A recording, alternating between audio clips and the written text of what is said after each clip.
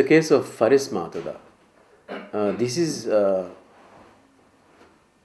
an instance when the government wanted to show its might, by going there and beating up children, old men, women, just to shock the community to such an extent that they will not come up against the government. Now,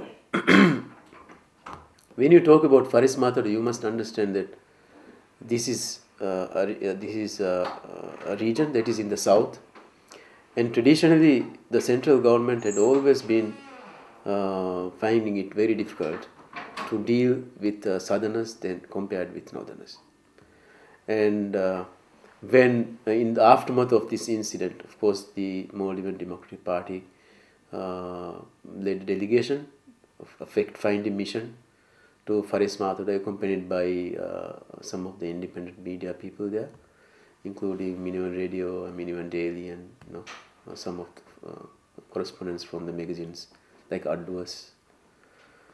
They went there and they did a documentation, which they used to make the people aware, including Maldivians as well as people from outside the international community, like the British Foreign Office, the UN, and human rights organizations. So they made a video documentary and took this along and related the story of Farismatula.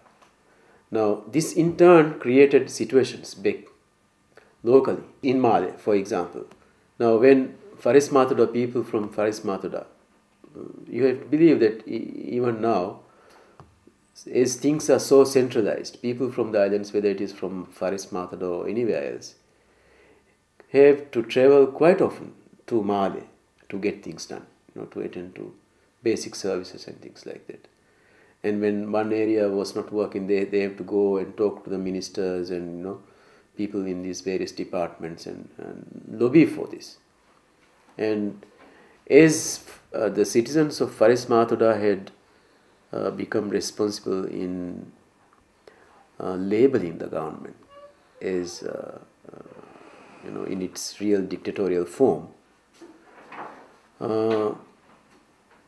people in the government started looking at the Farismatula community in a different way.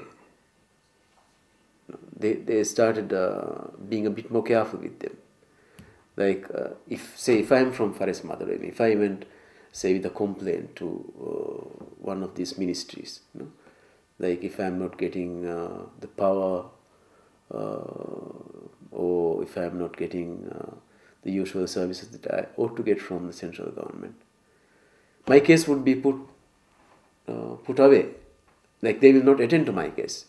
So, in other words, you can say there was a lot of discrimination compared to other communities from other islands with the people from Farismatula, because of the way that they had told their story to the others. They were not supposed to reveal this story of how they were beaten up, how they were thrown into the boats and just traumatized like that. I mean, we are talking about a very peaceful island community, laid-back island community, where you don't see people, wearing all this outer space uniforms, coming in with the electric batons and tear gas and pepper spray. I mean, this is unheard of in the islands. And even now, the story is that even now, families in Farismatula are finding it difficult to sleep peacefully. The whole island is traumatized, the whole community. And that is why somehow, for some odd reason, the government thinks that Farismatula people are responsible for the fact that the government lost their credibility in front of the international community, where they have been saying to them, look, we are opening up and things are going to be okay, people have freedom, police police are not brutal, and telling all these lies, and all of a sudden you get this documentary from Farismatula. So they blame them indirectly for this thing, for losing their face.